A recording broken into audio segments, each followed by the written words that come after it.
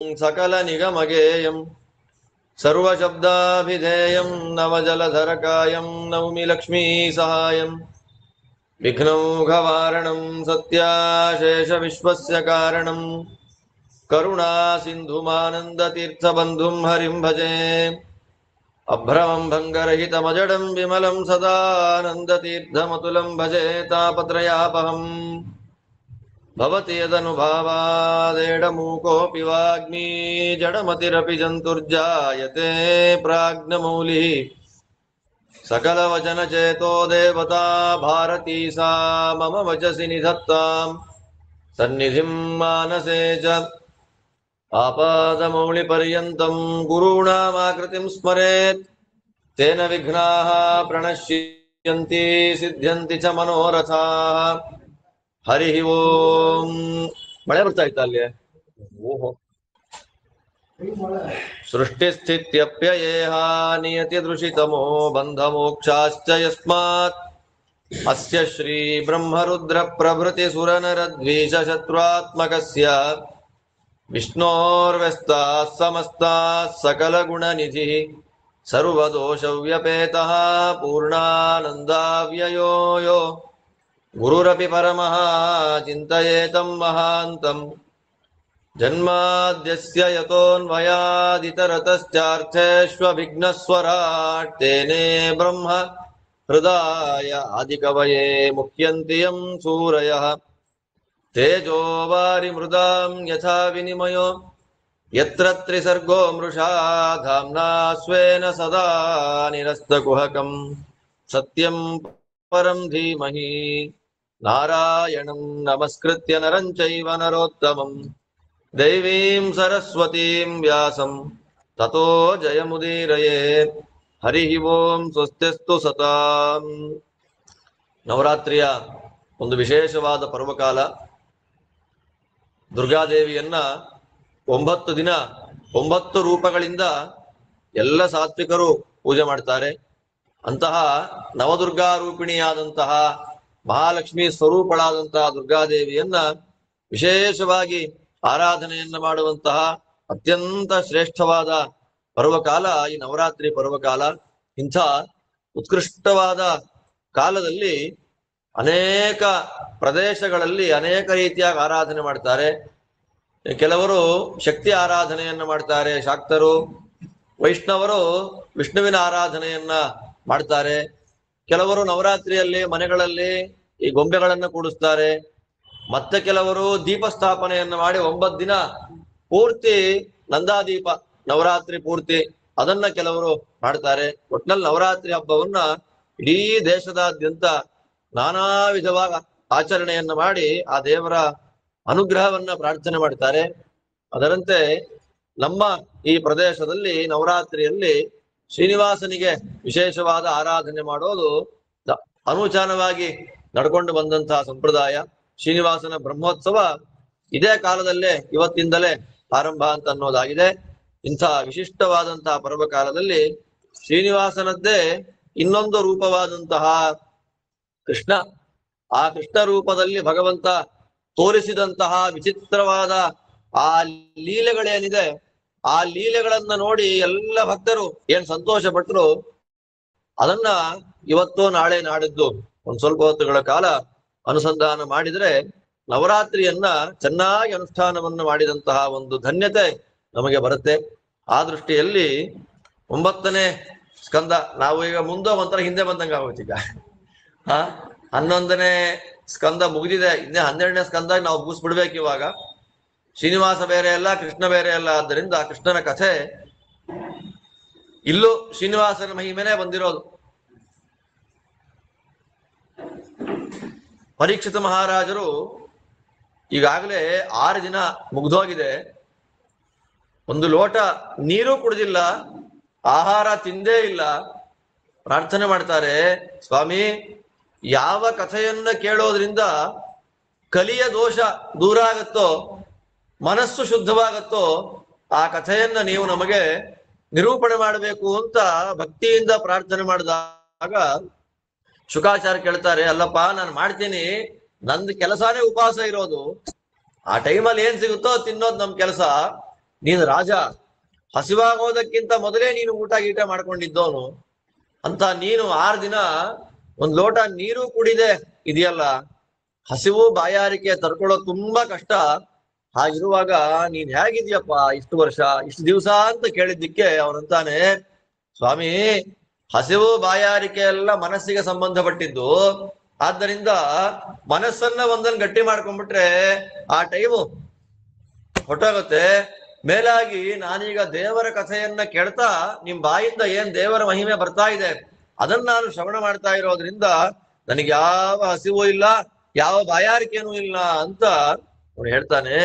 ಹೇಳಿದ ಮೇಲೆ ಏನ್ ಬೇಕು ನಿನಗೆ ಅಂತ ಕೇಳಿದಾಗ ಅವರು ಹೇಳ್ತಾರೆ, ಪರೀಕ್ಷಿತ ಮಹಾರಾಜರು ನನಗೆ ಬೇಕಾದಂತಹ ಕಥೆ ಈಗ ಮುಖ್ಯವಾಗಿ ನನ್ನನ್ನ ಉದ್ಧಾರ ಮಾಡಿದಂತಹ ಭಗವಂತನ ಕಥೆಯನ್ನು ಹೇಳಿ.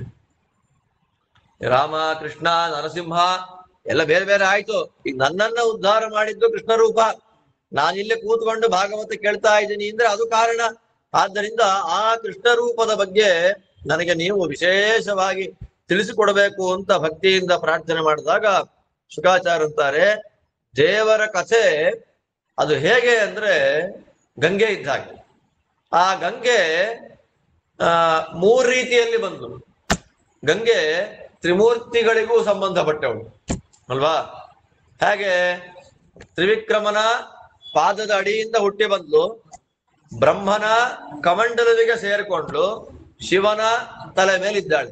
ಆದ್ದರಿಂದ ಒಂದು ಗಂಗೆ 3 ಜನಗಳನ್ನ ಉದ್ಧಾರ ಅಂದ್ರೆ 3 ಜನಗಳಿಗೆ ಸಂಬಂಧಪಟ್ಲು. ಅದರಂತೆ ದೇವರ ಕಥೆ 3 ಜನಗಳನ್ನ ಉದ್ಧಾರ ಮಾಡುತ್ತೆ. ಇದು ಇಡೀ ಭಾಗವತದಲ್ಲಿ 18,000 ಶ್ಲೋಕ ಭಾಗವತದಲ್ಲಿ ಬೇರೆ ಎಲ್ಲೂ ಬಂದಿಲ್ಲ. ಈ ಒಂದು ವಿಷಯ ಇಲ್ಲಿ ಮಾತ್ರ ಬಂದಿತ್ತು. ದೇವರ ಕಥೆ ಗಂಗಾ ನದಿಯಂತೆ ತತ್ಪಾದ ಸಲಿಲಂ ಯಥಾ ಅಂತ ಉದಾಹರಣೆ ಕೊಡ್ತಾ ಶುಕಾಚಾರ್ಯರು ದೇವರ ಪಾದ ಕಮಲಗಳಿಂದ ಹುಟ್ಟಿ ಬಂದ ಗಂಗೆಯಂತೆ ಭಾಗವತ ಉದ್ಧಾರ ಮಾಡುತ್ತೆ. ಯಾರನ್ನ? ವಕ್ತಾರಂ, ಪೃಚ್ಛಕಂ, ಶ್ರೋತೃನ್. 3 ಜನ. ವಕ್ತಾರಂ ದೇವರ ಕಥೆಯನ್ನು ಹೇಳ್ತಕ್ಕಂಥವರನ್ನ, ಪೃಚ್ಛಕಂ ಹೇಳಿ ಅಂತ ಯಾರು ಆರ್ಗನೈಸ್ ಮಾಡ್ತಾರೆ ಅವರನ್ನ, ಶ್ರೋತೃ ಅಂದ್ರೆ ಹೇಳೋನೊಬ್ಬ ಇರ್ತಾರೆ, ಕೇಳೋರೊಬ್ರು ಇರ್ತಾರೆ. ಆ ಹೇಳೋರನ್ನ ಕೇಳೋರನ್ನ ಒಂದು ಕಡೆಯಲ್ಲಿ ಕೂಡಿಸೋದಿದೆ ಅಲ್ಲ, ಅವರಿಗೆ ವಿಶೇಷವಾದ ಒಂದು ಫಲ. ಆದ್ದರಿಂದ ವಕ್ತೃ, ಪೃಚ್ಛಕ, ಶ್ರೋತೃ, ಬ್ರಹ್ಮ, ರುದ್ರ, ವಿಷ್ಣು, ಈ 3 ಜನಗಳಿಗೆ ಸಂಬಂಧಪಟ್ಟ ಗಂಗೆ ಲೋಕವನ್ನ ಉದ್ಧಾರ ಮಾಡಿದ ಹಾಗೆ ಹೇಳುವವರನ್ನ, ಕೇಳುವವರನ್ನ, ಹೇಳುವಂತೆ ಮಾಡುವವರನ್ನ 3 ಜನಗಳನ್ನ ಈ ಕಥೆ ಉದ್ಧಾರ ಮಾಡುತ್ತೆ ಅಂತ ಹೇಳಿ ಭೂಮಿಗೆ ತುಂಬಾ ಭಾರ ಆಯ್ತು. ತುಂಬಾ ಭಾರ ಆದಾಗ ಭೂಮಿ ಏನ್ ಮಾಡ್ತಾಳೆ, ಅವಳ ರೂಪದಿಂದ ನೇರವಾಗಿ ದೇವರ ಹತ್ರ ಹೋಗ್ಲಿಲ್ಲ. ಅದು ವಿಶೇಷ. ಬ್ರಹ್ಮದೇವರ ಹತ್ರ ಹೇಗೆ ಹೋದ್ಲು ಅಂದ್ರೆ ಗೋವಿನ ರೂಪವನ್ನ ತಗೊಂಡು ಹೋದ್ರು. ಹಸು ರೂಪ ತಗೊಂಡು ಹೋಗ್ತಾಳೆ. ಹಸು ರೂಪನೇ ತಗೊಂಡು ಹೋಗಿದ್ ಯಾಕೆ ಅಂದ್ರೆ ದೇವರಿಗೆ ಬೇಕಾದಷ್ಟು ಪ್ರಾಣಿಗಳಿದೆ. ಆ ಎಲ್ಲ ಪ್ರಾಣಿಗಳಲ್ಲಿ ದೇವರ ಅತ್ಯಂತ ಇಷ್ಟಪಡುವಂತಹ ಪ್ರಾಣಿ ಯಾವುದು ಅಂದ್ರೆ ಅದು ಹಸು. ಕಾರಣ ಏನು ಅಂತಂದ್ರೆ ಬೇರೆ ಎಲ್ಲ ಪ್ರಾಣಿಗಳ ಒಂದೊಂದು ಪದಾರ್ಥಗಳು ಮಾತ್ರ ಶುದ್ಧ ಅಂತ ಆದ್ರೆ ಹಸುವಿನದ್ದು ಎಲ್ಲವೂ ಶುದ್ಧ. ಅದರ ಮೂತ್ರ, ಅದರ ಮಲ, ಅದರ ಗೋರೋಚನ, ಹಾಲು ಏನಿದೆ ಅಷ್ಟು ಮಾತ್ರ ಅಲ್ಲ. ಗೋವು ಯಾಕೆ ಅಂತಂದ್ರೆ ಈಗ ನಾವು ಅಕಸ್ಮಾತ್ ಹೊರಗಡೆ ಹೋಗ್ತಾ ಇದೀವಿ, ಬೀದಿ ಒಳಗೆ ಹೋಗುವಾಗ ಮೈಲಿಗೆ ಸ್ಪರ್ಶ ಆಯ್ತು ನಮಗೆ. ಈ ಮೈಲಿಗೆ ಸ್ಪರ್ಶ ಅಂದ್ರೇನು, ಯಾರೋ ಒಂದು ಹೆಣ ಸಾಗಿಸ್ತಾ ಇದ್ವಿ, ಆ ಗಾಡಿ ನೋಡ್ಬಿಟ್ರೆ ಸ್ನಾನ ಮಾಡ್ಬೇಕು ಅಂತ ನಿಯಮ. ನಾವು ದೇವಸ್ಥಾನಕ್ಕೋ ಮದುವೆ ಮುಂದೆ ಫಂಕ್ಷನ್ ಹೋಗ್ತಾ ಇದೀವಿ, ಹೋಗ್ಬೇಕಾದ್ರೆ ಆ ವೈಕುಂಠ ರಥ, ಕೈಲಾಸ ರಥ ಕಣ್ ಮುಂದೆ ಹೋಯ್ತು, ಹೋಗ್ತಾ ಇದ್ದಾಗೆ ಸ್ನಾನ ಮಾಡ್ಬೇಕು ಅಂತ ನಿಯಮ. ನಮ್ಮ ಹಣೆ ಬರಕ್ಕೆ ಮೋಡ ಕೌದು ಬಿಟ್ಟಿದೆ, ಸೂರ್ಯನೂ ಇಲ್ಲ.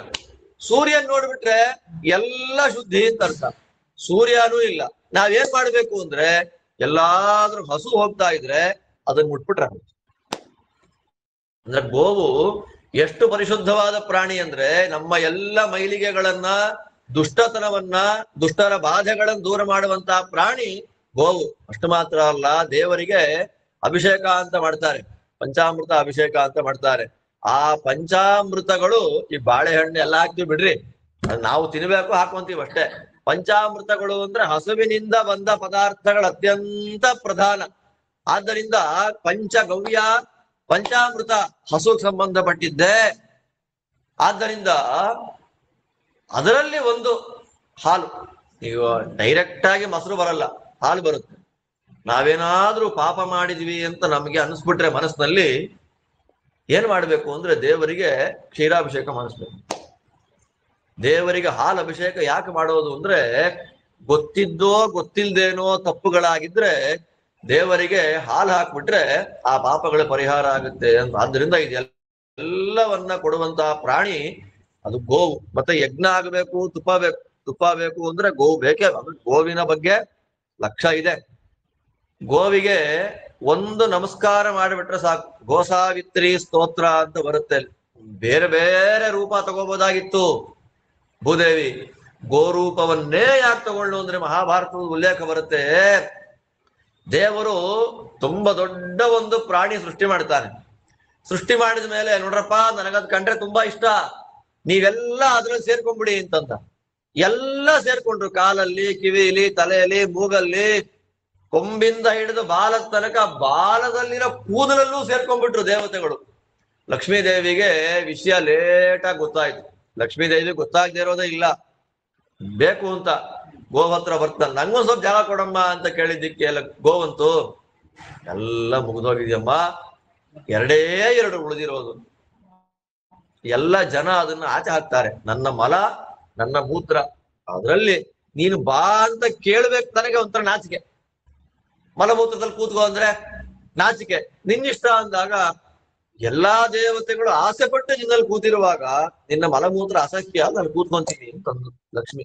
ಆದ್ದರಿಂದ ಗೋವಿನ ಮಲಮೂತ್ರಗಳು ಅಷ್ಟು ಪವಿತ್ರ ಆಗಿದ್ಯಾಕೆ, ಲಕ್ಷ್ಮಿಯ ವಿಶೇಷವಾದಂತಹ ಸನ್ನಿಧಾನ ಇರೋದ್ರಿಂದ. ಆದ್ದರಿಂದ ಅಂಥ ಗೋವಿಗೆ ನಮಸ್ಕಾರ ಮಾಡಿಬಿಟ್ರೆ ಭೂ ಪ್ರದಕ್ಷಿಣೆಯನ್ನು ಮಾಡಿದಂತಹ ಪುಣ್ಯ ಬರುತ್ತೆ ಅಂತ ಮಹಾಭಾರತದಲ್ಲಿ ಉಲ್ಲೇಖ ಮಾಡ್ತಾರೆ. ಗವಾನ್ ದೃಷ್ಟ್ವಾ ನಮಸ್ಕೃತ್ಯ ಕುರ್ಯಾದ್ಯಸ್ತು ಪ್ರದಕ್ಷಿಣಂ ಪ್ರದಕ್ಷಿಣೀಕೃತ ಏನ ಸಪ್ತದ್ವೀಪ ವಸುಂಧರ ಅಂತ.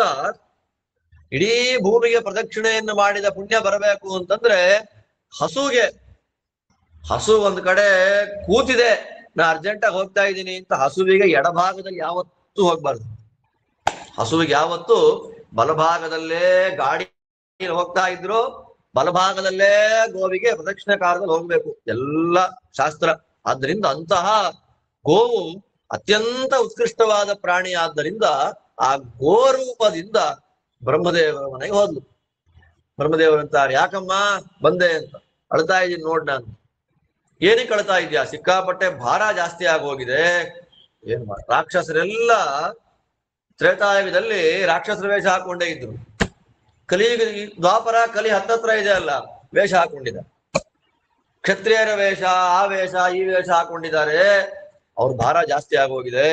ಏನ್ ಮಾಡ್ಬೇಕು ಗೊತ್ತಿಲ್ಲ. ಅಲ್ಲಲ್ಲಲ್ಲಲ್ಲಲ್ಲ ಕೂತ್ಕೊಂಡಿದ್ದಾರೆ. ಜರಾಸಂಧ, ಆಮೇಲೆ ಬಾಣಾಸುರ, ಈ ಕಡೆ ಬಂದ್ರೆ ಇನ್ಯಾವನು, ಎಲ್ಲ ನರಕಾಸುರ, ಬಕಾಸುರ, ಕಿರ್ಮೀರ, 8 ಜನ ಸೇರ್ಕೊಂಡ್ಬಿಟ್ಟಿದ್ದಾರೆ. ಸ್ವಾಮಿ ತರ್ಕೊಳ್ಳಿಕ್ ಎಲ್ಲ ನಿಮ್ಮಿಂದಲೇ ವರ ಬಂದಿದ್ದವ್ರಿಗೆ, ನಂಗೆ ಏನ್ ಮಾಡ್ಬೇಕು ಅಂತ ಗೊತ್ತಿಲ್ಲ ಅಂದಾಗ, ಬಾ ವೈಕುಂಠಕ್ಕೆ ಹೋಗೋಣ ಅಂತ ಜಗಾಮ ಸತ್ರಿನಯನ ಶಿವನ ಜೊತೆಯಲ್ಲಿ ಹಾಲನ್ನೇ ನೀರಾಗಿ ಪಡೆದ ಕ್ಷೀರಸಾಗರಕ್ಕೆ ಹೋದ್ರು. ಕ್ಷೀರಸಾಗರದಲ್ಲಿ ಯಾವ ಭಾಗಲಿಗೆ ಹೋದ್ರು? ದಕ್ಷಿಣಕ್ಕ, ಪೂರ್ವಕ್ಕ, ಉತ್ತರ ಭಾಗಲಿಗೆ ಹೋದ್ರು. ಉತ್ತರ ದ್ವಾರಕ್ಕೆ ಹೋಗಿ, ಯಾಕೆ ಉತ್ತರ ದ್ವಾರಕ್ಕೆ ಯಾಕೆ ಹೋದ್ರು ಅಂದ್ರೆ, ಕ್ಷೀರಸಾಗರದ ದೇವರ ಮನೆ ಬಾಗಿಲು ಉತ್ತರಕ್ಕಿದೆ. ದೇವರು ಕಾಣ್ತಾನಲ್ಲಿ. ಉತ್ತರದಲ್ಲಿ ಕೂತ್ಕೊಂಡು ಪುರುಷ ಸೂಕ್ತದಿಂದ ದೇವರ ಧ್ಯಾನ, ಅದು ವಿಶೇಷ ಹೇಳ್ತಾರೆ. ಪುರುಷ ಸೂಕ್ತೇನ ಉಪತಸ್ಥು ಸಮಾಹಿತ ಅಂತ ಪುರುಷ ಸೂಕ್ತದಿಂದ ದೇವರನ್ನ ಸ್ತೋತ್ರ ಮಾಡ್ತಾರೆ. ಸ್ತೋತ್ರ ಮಾಡಿದ ಮೇಲೆ ದೇವರು ಬಂದ ಅಂದ್ರೆ ಬ್ರಹ್ಮದೇವರಿಗೆ ಮಾತ್ರ ಕಾಣಿಸಿದ್ದು, ಬೇರೆ ಯಾರೇ ಕಾಣಿಸ್ಕೊಳ್ಳಿಲ್ಲ. ಶಿವನಿಗೆ ಶಬ್ದ ಮಾತ್ರ ಕೇಳಿದ್ದು, ನಾನು ಅವತಾರ ಮಾಡಿ ಬರ್ತೇನೆ, ನೀವೆಲ್ಲರೂ ಅಲ್ಲಲ್ಲಿ ಅವತಾರ ಮಾಡಿ ಹುಟ್ಟಿ ನನ್ನ ಕೆಲಸಕ್ಕೆ ಸಪೋರ್ಟರ್ ಆಗಿರ್ಬೇಕು ಅಂತ ದೇವರು ಆದೇಶ ಮಾಡ್ತಾ ಇದ್ದ ಹಾಗೆ ಬ್ರಹ್ಮದೇವರು ಎಲ್ಲಾ ದೇವತೆಗಳಿಗೆ ಹೇಳ್ತಾರೆ. ದೇವತೆಗಳಿಗೆ ಹೇಳಾದ ಮೇಲೆ ಅವರೆಲ್ಲ ಅಲ್ಲಲ್ಲಿ ಹುಟ್ಟಿದ್ರು. ಕೆಲವರು ಕೃಷ್ಣನಿಗಿಂತ ಮೊದಲು ಹುಟ್ಟಿದ್ರು, ಕೃಷ್ಣನ್ ಜೊತೆ ಹುಟ್ಟಿದ್ರು, ಕೃಷ್ಣ ಆದ್ಮೇಲೆ ಹುಟ್ಟಿದ್ರು. ಅವರಲ್ಲಿ ಪ್ರಧಾನರಾಗಿರ್ತಕ್ಕಂತಹ ವ್ಯಕ್ತಿಗಳು 5 ಜನ.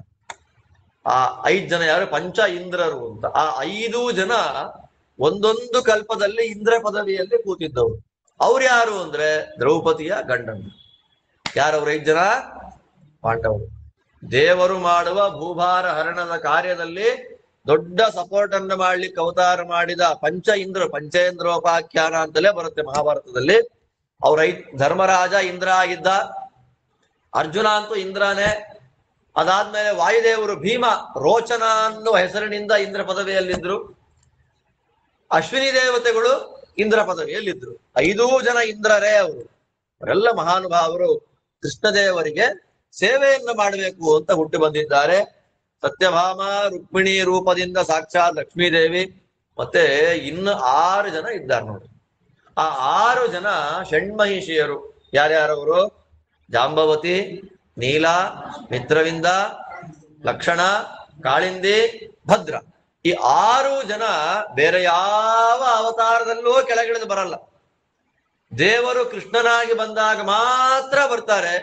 ಕೃಷ್ಣಾವತಾರ ಮುಗಿತಾ ಇದ್ದ ಹೊರಟೋಗ್ತಾರೆ. ಈ 6 ಜನಗಳಲ್ಲಿ Rukmini first, Satyabhama second, third ಯಾರು ಅಂದ್ರೆ ಜಾಂಬವತಿ. ಯಾಕೆ ಅಂದ್ರೆ ಈ ಮಿಕ್ಕ ಎಲ್ಲ ದೇವತೆಗಳಿಗೆ ಹೆಣ್ಣು ಮಕ್ಕಳಿಗಿಂತ ಜಾಂಬವತಿಯಲ್ಲಿ ಲಕ್ಷ್ಮೀ ಸನ್ನಿಧಾನ ತುಂಬಾ ಜಾಸ್ತಿ. ಅದಕ್ಕೆ ಜಾಂಬವತಿ ಆಕ್ಚುಯಲ್ ಆಗಿ 2ನೇದ್ದ ಕೃಷ್ಣ ತಗೊಂಡಿದ್ದ ಜಾಂಬವತಿನ, 3ನೇದ್ದಾಗಿ ಪರಿಗ್ರಹಣ ಮಾಡ್ಕೊಂಡಿದ್ಯಾರನ್ನ? ಸತ್ಯಭಾಮೆನ. ಸತ್ಯಭಾಮೆ ಸಾಕ್ಷಾತ್ ಲಕ್ಷ್ಮಿ ಆದ್ದರಿಂದ ಅವಳು ಸೆಕೆಂಡ್. ಲಕ್ಷ್ಮೀ ದೇವಿಲಿ ಫಸ್ಟ್ ಸೆಕೆಂಡ್ ಅಂತಿಲ್ಲ, ಮದುವೆ ಆಗಿದ್ ಲೆಕ್ಕದಲ್ಲಿ ರುಕ್ಮಿಣಿ, ಸತ್ಯಭಾಮ, ಜಾಂಬವತಿ. ಅದು ಆರ್ಡರ್, ಕ್ರಮ ಅದು. ಹೀಗೆ ಲಕ್ಷ್ಮೀ ಸನ್ನಿಧಾನ ಪಾತ್ರರಾದ ಅನೇಕ ಜನ, ಮತ್ತೆ ಅಗ್ನಿಯ ಮಕ್ಕಳುಗಳು ಬೇರೆ ಇದ್ದಾರೆ. ಅವ್ರು ಏನಾಗ್ಬೇಕು ಅಂದ್ರೆ ಒಂದು ಸಲ ಕೃಷ್ಣನ ಅಂಗಸಂಗ ಬೇಕು ನಮಗೆ. ಸರಿ, ಹೆಣ್ಮಕ್ಳಾಗಿ ಹುಟ್ರಿ ನೀವು. ಅವರು ಮತ್ತಿನ್ನೂ ಉತ್ತಮರಾದ ಅಪ್ಸರಾ ಸ್ತ್ರೀಯರು. ಏನು ಬೇಕು? ಕೃಷ್ಣನೇ ಬೇಕು. ನೀವೆಲ್ಲ ಗೋಪಿಕೆಯರಾಗ್ಬಿಟ್ಟು ಅಗ್ನಿಪುತ್ರರು 16,100 ಜನ ಅಗ್ನಿಪುತ್ರರು ಕೃಷ್ಣನ ಹೆಂಡತಿಯರಾಗಿ ಹುಟ್ಲಿಕ್ಕೆ ಅವತಾರ. ನೋಡಿ ಅವ್ರಿಗೆಲ್ಲ ಎಷ್ಟು ಕೃಷ್ಣ ಅಂದ್ರೆ ಎಷ್ಟು, ರಾಮ, ನರಸಿಂಹ ಎಲ್ಲ ಒಂಥರ ಭಯ. ಕೃಷ್ಣ ಅಂದ್ರೆ ತುಂಬಾ ಆಪ್ತತೆ.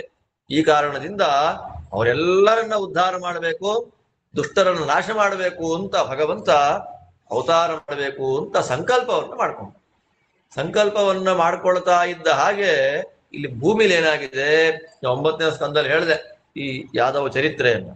ಶೂರಸೇನ ಅಂತ ಒಬ್ಬ ರಾಜ, ದೇವಕ ಅಂತ ಒಬ್ಬ ರಾಜ. ಆ ಶೂರಸೇನ ರಾಜನ ಮಗನೇ ವಸುದೇವ, ದೇವಕ ರಾಜನ ಮಗಳೇ ದೇವಕಿ. ಅವರಿಬ್ಬರಿಗೆ ಏನ್ ಮಾಡ್ಬಿಟ್ಟಿದ್ದಾರೆ? ಮದುವೆಯನ್ನು ಮಾಡಿದ್ದಾರೆ. ಈ ರಾಜರುಗಳಲ್ಲಿ ವೈಭವ ಏನು ಅಂತಂದ್ರೆ ಅವರ 10 ದಿನದ ಮದುವೆ.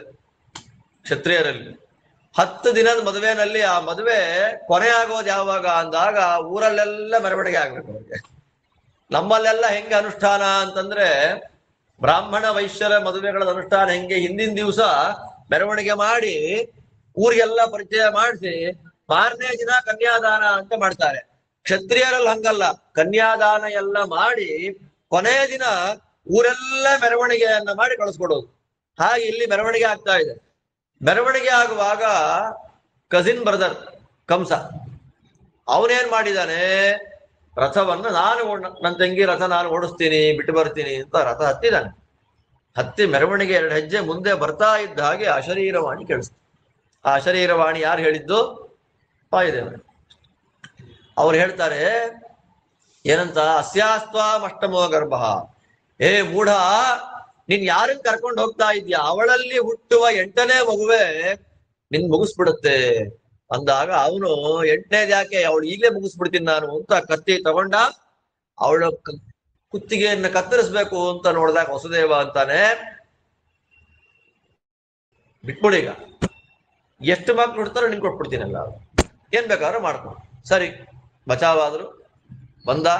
ಬರ್ತಾ ಇದ್ದ ಹಾಗೆ ಷಡ್ಗರ್ಭರು ಅಂತ. ಆ ಷಡ್ಗರ್ಭರು ಯಾರು ಅಂದ್ರೆ ಒಂದೊಂದಕ್ಕೊಂದೊಂದು ಲಿಂಕ್ ಹೇಗಿರುತ್ತೆ. ಷಡ್ಗರ್ಭರು ಅಂತ ಅವರೆಲ್ಲ ಕಾಲನೇಮಿಯ ಮಕ್ಕಳು. ಯಾರ ಮಕ್ಕಳು? ಕಾಲನೇಮಿ. ಆ ಕಾಲನೇಮಿ ಮಕ್ಕಳು ಅವ್ರೇನ್ ಮಾಡ್ತಾರೆ, ಏನೋ ಒಂದು ತಪ್ಪಾಡಿರ್ತಾರೆ. ಅದೆಲ್ಲ ಮತ್ತೆ ವಿಸ್ತಾರ, ಅಷ್ಟೆಲ್ಲ ವಿಸ್ತಾರ ಬೇಡ ನಮಗೆ ಡೀಪ್ ಆಗಿ. ಅವಾಗ ಏನ್ ಮಾಡಿದ್ದ, ಹಿರಣ್ಯಕಶಿಪು ಶಾಪ ಕೊಟ್ಟಿದ್ದ. ಎಲ್ಲಿಂದ ಹೆಂಗೆ ಲಿಂಕ್ ಇರುತ್ತೆ ನೋಡಿ. ಆ ಷಡ್ಗರ್ಭರು ಅಂತ 6 ಜನಕ್ಕೆ ಹಿರಣ್ಯಕಶಿಪು ಶಾಪ ಕೊಟ್ಟಿದ್ದ, ನಿಮ್ಮ ಅಪ್ಪನಿಂದಲೇ ನೀವು ಸತ್ತು ಹೋಗ್ರಿ. ಆ 6 ಜನಗಳೇ ಕ್ರಮ ಪ್ರಕಾರವಾಗಿ ದೇವಕಿ ವಸುದೇವರ ಮಕ್ಕಳಾಗಿ ಬರ್ತಾರೆ. ಅವರನ್ನ ಕಾಲನೇಮಿ ಕಂಸ ಅವನು ಕೊಲ್ತಾನೆ. ಕಾಲನೇಮಿಯ ವೈಭವ ಎಷ್ಟು ದೊಡ್ಡದು ಅಂತಂದ್ರೆ, ಅಸುರರಲ್ಲಿ ಫಸ್ಟ್ ಗ್ರೇಡ್ ಯಾರಿಗೆ?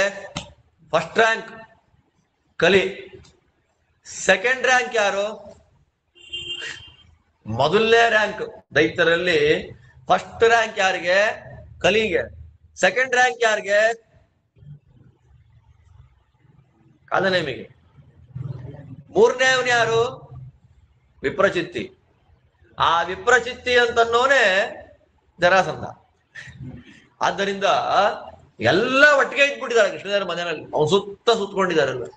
6 ಜನಗಳನ್ನ ಕೊಲ್ತಾ ಇದ್ದ ಹಾಗೆ 7ನೇಯದ್ದು ಭಗವಂತ ತನ್ನ ಹಾಸಿಗೆ ಶೇಷದೇವರಿಗೆ ಆದೇಶ ಮಾಡ್ತಾನೆ. ಶೇಷ, ಹಿಂದಿನ ಅವತಾರದಲ್ಲಿ ನೀನು ನನ್ನ ತಮ್ಮನಾಗಿದ್ದು ಮಾತ್ರ ಅಲ್ಲ, ಆ 14 ವರ್ಷ ವನವಾಸದ ಕಾಲದಲ್ಲಿ ನನಗೆ ಎಷ್ಟು ಸೇವೆ ಮಾಡಿದೆ. ಹೆಂಡತಿಯನ್ನ ಬಿಟ್ಟು, ಸಂಸಾರದ ಎಲ್ಲ ರಾಜ್ಯ ಭೋಗಗಳನ್ನ ಬಿಟ್ಟು ಸೇವೆ ಮಾಡಿದೆ. ಎಷ್ಟು ಪುಣ್ಯ ಬಂತು ಅವನಿಗೆ ಅಂತಂದ್ರೆ ಲೆಕ್ಕ ಹಾಕ್ಲಿಕ್ಕಾಗಲಿಲ್ಲ. ಅಷ್ಟು ಪುಣ್ಯ ಯಾರಿಗೆ? ಕೆಲವೊಂದ್ಸಲ ಏನಾಗ್ಬಿಡುತ್ತೆ, ನಮ್ಮ ಯೋಗ್ಯತೆಗಿಂತ ಅಧಿಕವಾದ ಪುಣ್ಯ ಸಂಪಾದನೆ ನಮಗೆ ಆಗ್ಬಿಟ್ರೆ ದೇವ್ರು ಏನ್ ಮಾಡ್ತಾನೆ? ಅಲ್ಲೇ ಕಟ್ ಮಾಡ್ಬಿಡ್ತಾನೆ. ಅದರಂತೆ ಇಲ್ಲಿ ಏನಾಯ್ತು? ನಮಗ ಆತರ ಆಯ್ತು ಅಂತ ನಾವು ಪುಣ್ಯ ಮಾಡಿದೀವಿ ಅಂತ ಅನ್ಕೊಳ್ಳೋ ಹಾಗಿಲ್ಲ. ಆಮೇಲೆ ಯಾವ ಪುಣ್ಯಕ್ಕೆ ಏನ್ ಮಾಡ್ದ ಅಂತ ನಮ್ಗೆ ಗೊತ್ತಿಲ್ಲ. ಪುಣ್ಯ ಪಾಪಗಳ ರ್ಯಾಂಕಿಂಗ್ ಏನು ದೇವರಾಣೆಗೂ ನಮ್ಗೆ ಗೊತ್ತಿಲ್ಲ.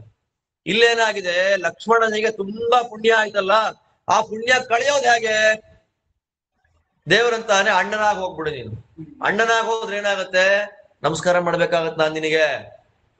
ಒಂದೊಂದು ಸಲ ಕೃಷ್ಣ ಬಲರಾಮನನ್ನ ಅಣ್ಣ ಅಂತ ನಮಸ್ಕಾರ ಮಾಡ್ತಾ ಇದ್ದಾಗೂ ಅಧಿಕ ಪುಣ್ಯ ಎಲ್ಲ ಕಡಿಮೆ ಆಗಿ ಅಲ್ಲಿಗಲ್ಲಿ ಸರಿ ಹೋಗ್ಬೇಕು.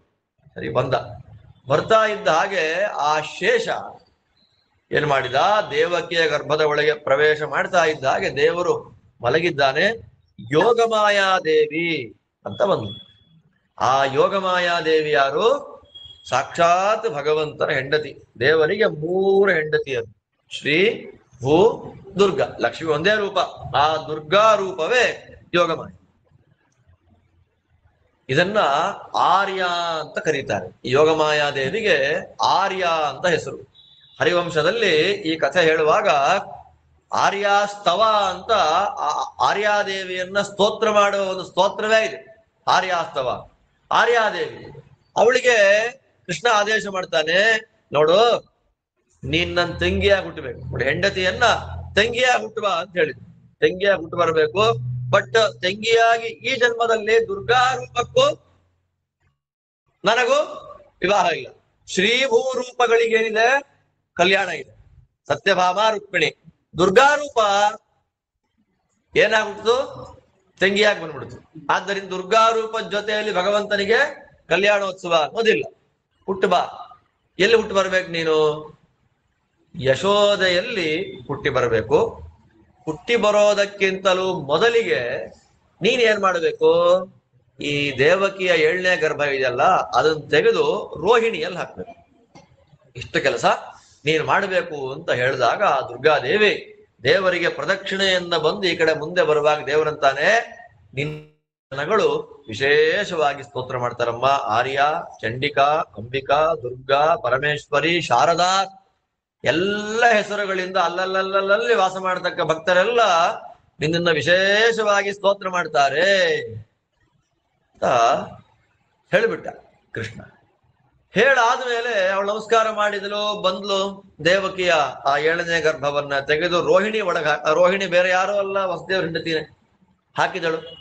ಹಾಕಿದ ತಕ್ಷಣದಲ್ಲೇ 7ನೇದು ವ್ಯತ್ಯಾಸ ಆಯ್ತು ಅಂತ ಗೊತ್ತಾಗ್ತಾ ಇದ್ದ. 8ನೇದು ಈಗ. ಅದಕ್ಕೇನ್ ಮಾಡ್ಬೇಕು? ಕಂಸ ರೆಡಿಯಾಗಿದ್ದ. ಆ ರೆಡಿಯಾಗಿದ್ದವನು ಏನ್ ಮಾಡ್ದ? ಇವರಿಬ್ಬರನ್ನ ತಗೊಂಡ್ಕೊಂಡು ಬಂದು ಜೈಲಲ್ಲಿ ಹಾಕ್ದು. ಅಲ್ಲಿ ತನಕ ಹೌಸ್ ಅರೆಸ್ಟ್, ಮನೇಲೆ. ಈ ಹೌಸ್ ಅರೆಸ್ಟೂ ಇಲ್ಲ, ಜೈಲೆ ತಂದ ಹಾಕಿದ. ತಂದು ಹಾಕಿದ್ರೆ ಇತ್ತ ಒಳ್ಳೆಯ ಪರ್ವಕಾಲ. ಆ ಪರ್ವಕಾಲದಲ್ಲಿ ಭಗವಂತ ವಸುದೇವನ ಮೂಲಕ ದೇವಕಿಯ ಒಳಗೆ ಪ್ರವೇಶ ಮಾಡ್ತಾ ಇದ್ದ ಹಾಗೆ 7-8 ತಿಂಗಳುಗಳಾಯ್ತು. ತಿಂಗಳಾದ್ಮೇಲೆ ಒಳ್ಳೆ ಮಳೆಗಾಲ, ಸಿಂಹ ಮಾಸ. ಒಳ್ಳೆ ಒಂದೊಂದ್ಸಲ ಸಿಂಹ ಮಾಸ ಶ್ರಾವಣ ಮಾಸದಲ್ಲೂ ಬರುತ್ತೆ, ಭಾದ್ರಪದ ಮಾಸದಲ್ಲೂ ಬರುತ್ತೆ. ಈ ವರ್ಷ ಸಿಂಹ ಮಾಸ ಮೊನ್ನೆ ಬಂತು. ಆದ್ದರಿಂದಲೇ ಉಡುಪಿಯಲ್ಲಿ ಅವರೆಲ್ಲ ಮೊನ್ನೆ ಮಾಡ್ಕೊಂಡ್ರು. ಹೋದ ಭಾನುವಾರ ಸೋಮವಾರ ಕೃಷ್ಣ ಜನ್ಮಾಷ್ಟಮಿ. ನಾವೆಲ್ಲ ಏನ್ ಮಾಡಿದ್ವಿ? ಶ್ರಾವಣ. ಅನೇಕರ ಜಿಜ್ಞಾಸೆ, ಶ್ರಾವಣ ಕರೆಕ್ಟ್, ಭಾದ್ರಪದ ಕರೆಕ್ಟ್. ಇಡೀ ದೇಶ ಶ್ರಾವಣ ಮಾಸದಲ್ಲೇ ಮಾಡ್ತು. ಕೃಷ್ಣ ಹುಟ್ಟಿದ ಮಥುರೆಯಲ್ಲಿ, ಗೋಕುಲದಲ್ಲಿ, ದ್ವಾರಕೆಯಲ್ಲಿ ಶ್ರಾವಣದಲ್ಲಿ ಮಾಡಿದ್ರು. ಉಡುಪಿಲಿ ಮಾತ್ರ ಭಾದ್ರಪದ ಮಾಡಿದ್ರು. ಹೆಂಗೆ ಅದು ಅಂತಂದ್ರೆ, ಕೃಷ್ಣ ಹುಟ್ಟಿದಾಗ ಭಾದ್ರಪದ ಇತ್ತು. ಕೃಷ್ಣನ ಮೊದಲನೇ ವರ್ಷ ಹುಟ್ಟಿದಬ್ಬ ಬಂದಾಗ ಅದೇ ಸಿಂಹ ಮಾಸ ಶ್ರಾವಣದಲ್ಲಿ ಬಂತು.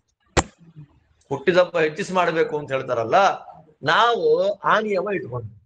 ನಾವೇನ್ ಮಾಡಿದ್ವಿ? ನಾವು ಶ್ರಾವಣ ಇಟ್ಕೊಂಡ್ವಿ. ಭಾದ್ರಪದ ಸಿಂಹ ಮಾಸ ಯಾವತ್ ಹುಟ್ಟಿದ್ನೋ ಅವತ್ತೇ ಜನ್ಮಾಷ್ಟಮಿ ಮಾಡ್ತೀವಿ ನಾವು ಅಂತ ಸಂಪ್ರದಾಯ ಮಾಡ್ಕೊಂಡವರು ಅವರೆಲ್ಲ ಏನ್ ಮಾಡಿದ್ರು? ಭಾದ್ರಪದದಲ್ಲಿ ಮಾಡ್ತಾರೆ. ಅದು 3 ವರ್ಷಕ್ಕೊಂದ್ಸಲ ವ್ಯತ್ಯಾಸ ಆಗುತ್ತೆ.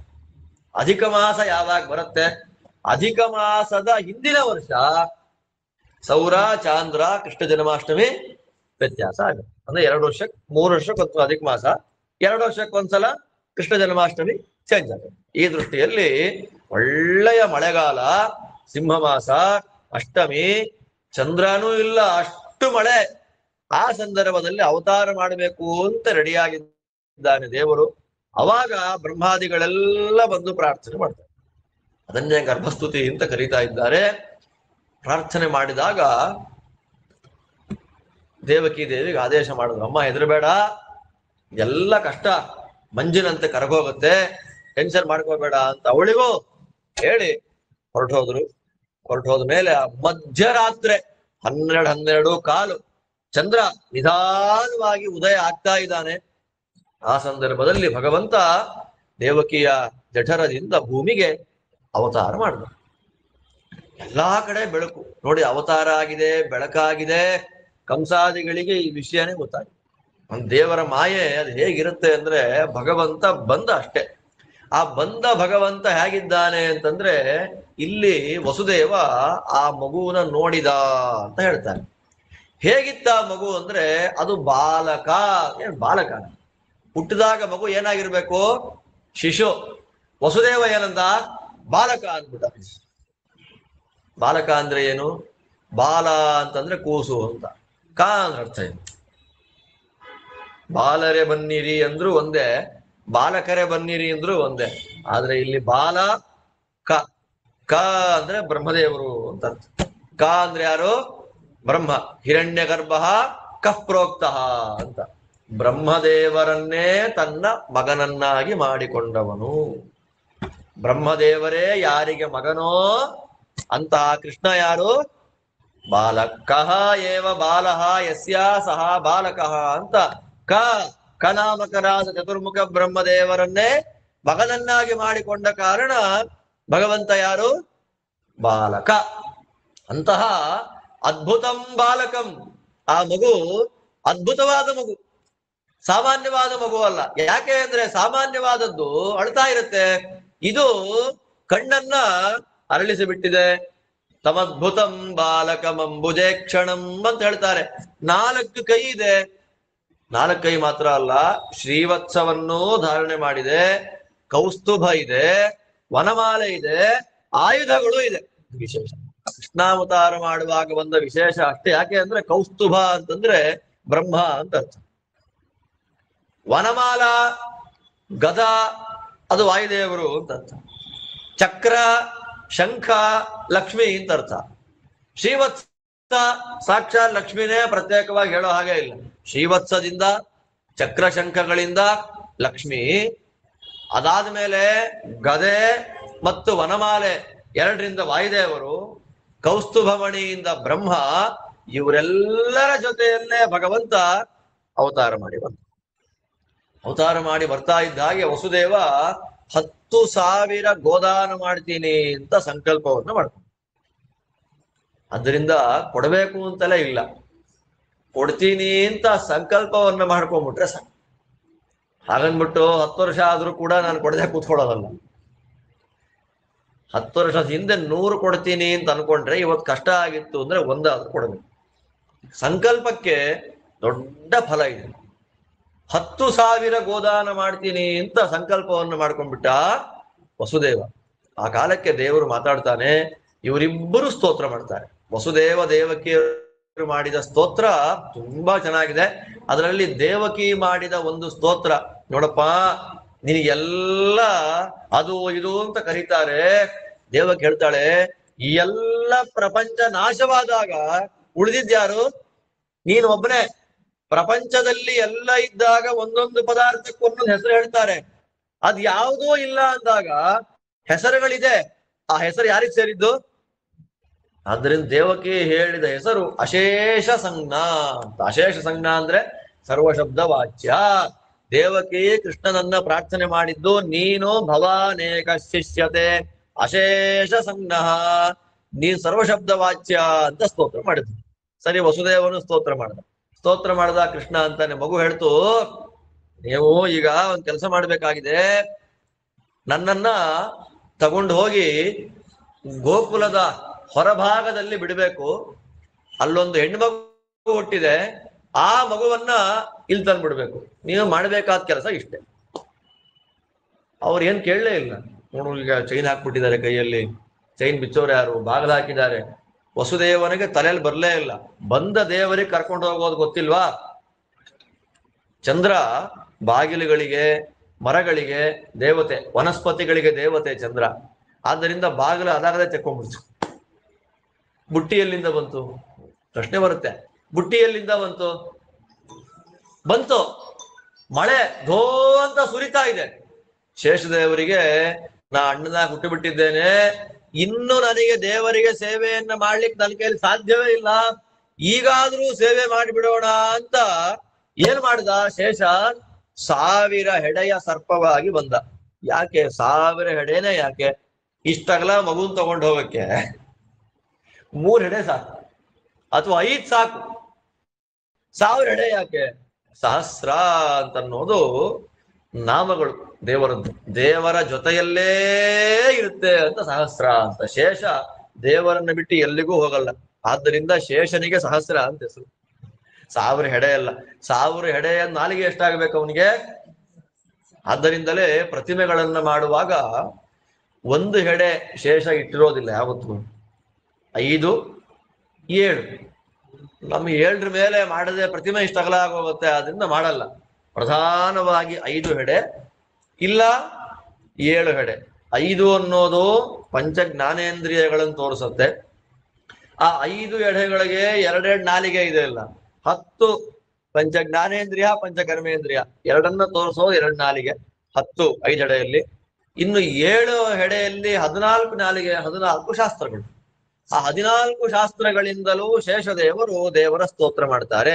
ಶೇಷನ ವೈಭವ ಏನು ಅಂದ್ರೆ, ನಾವು ದೇವರ ಸ್ತೋತ್ರವನ್ನ ಮಾಡಬೇಕು. ಇವತ್ತು ನಮ್ಮ ಬಾಯಲ್ಲಿ ಸುಮ್ಮನೆ ಅನಾಯಾಸವಾಗಿ ಒಂದು ದೇವ್ರ ನಾಮ, ಒಂದು ಸ್ತೋತ್ರ, ಅಥವಾ ದೇವರ ಹೆಸರು ನಾರಾಯಣ, ಕೃಷ್ಣ ಅನ್ನೋ ಹೆಸರು ನಮ್ಮ ನಾಲಿಗೆಯಲ್ಲಿ ಬಂತು ಅಂದ್ರೆ, ನಾಲಿಗೆಯಲ್ಲಿ ನಿಂತು ಅದನ್ನು ಹೇಳಿಸಿದವ್ರು ಯಾರು? ಶೇಷೋ ವ್ಯಾಖ್ಯಾನ ಗೋಚರಂ ಅಂತ ಬಾಯಲ್ಲಿ ದೇವರ ಮಹಿಮೆ ಬರ್ತಾ ಇದೆ ಅಂದ್ರೆ ಶೇಷ ಹೇಳಿಸಿದ್ದು ಅಂತ ಅರ್ಥ. ಅಂತ ಶೇಷ ಬರ್ತಾನೆ. ಕೆಲವರು ಕಥೆ ಬರೀತಾರೆ, ಪುಸ್ತಕ ಬರೆದು ಬಿಟ್ಟಿದ್ದಾರೆ. ಇದನ್ನು ವಸುದೇವ ತಂದ. ಮಳೆ ಪಾಪ ಹೆಡೆ ಇತ್ತು, ಬಂದ ಯಮುನಾ ನದಿಗೆ ಬಂದ. ಯಮುನಾ ನದಿ ಪ್ರವಾಹ ಹರಿತಾ ಇದೆ. ಏನ್ ಮಾಡ್ಬೇಕು ಅಂತ ಗೊತ್ತಾಗ್ಲಿಲ್ಲ ಅವ್ರಿಗೆ. ಗೊತ್ತಾಗದೆ ಇದ್ದಾಗ ಅಶರೀರವಾಣಿ ಆಯ್ತು, ನೀನು ಗಣೇಶನ ಪೂಜೆ ಮಾಡಿಲ್ಲ, ಅದಕ್ಕೆ ಯಮುನಾ ಕೃಷ್ಣ ಹುಟ್ಟೋಕ್ಕೂ ಗಣೇಶನ ಪೂಜೆ ಮಾಡೋದಕ್ಕೂ ಏನ್ ಸಂಬಂಧ?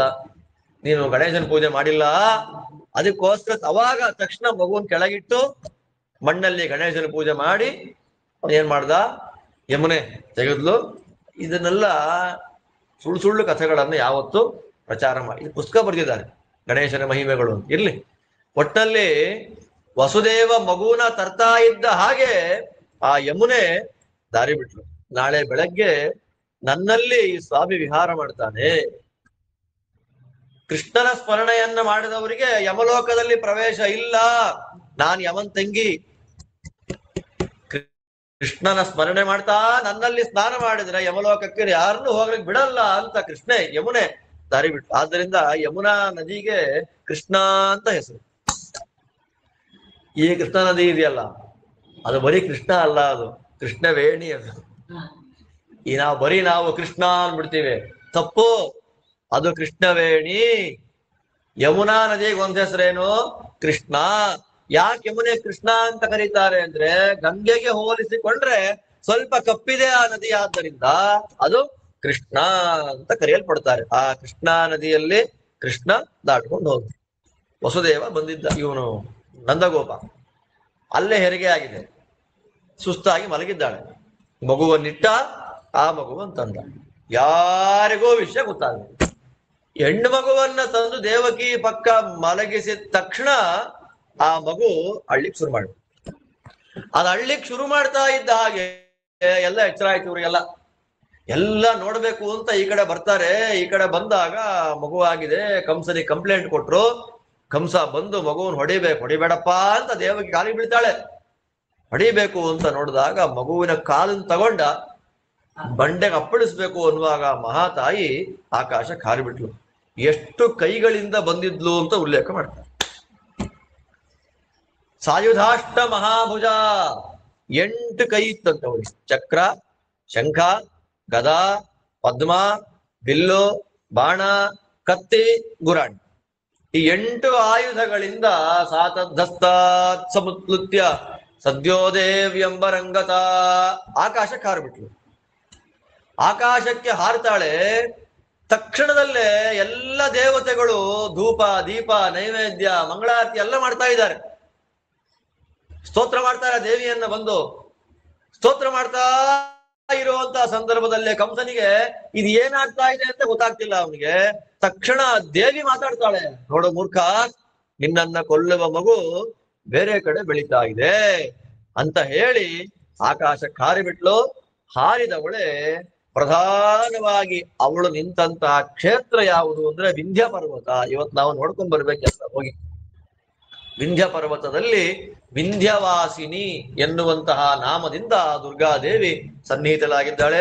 ಇಡೀ ದೇಶ ತುಂಬೆಲ್ಲ ನಾನಾ ರೂಪಗಳಿಂದ, ಮೈಸೂರು ಚಾಮುಂಡಿ ಎಲ್ಲ ಅದೇ ರೂಪ ತಾನೆ, ಸನ್ನಿಹಿತಳಾಗಿದ್ದಾಳೆ ಮಹಾತಾಯಿ.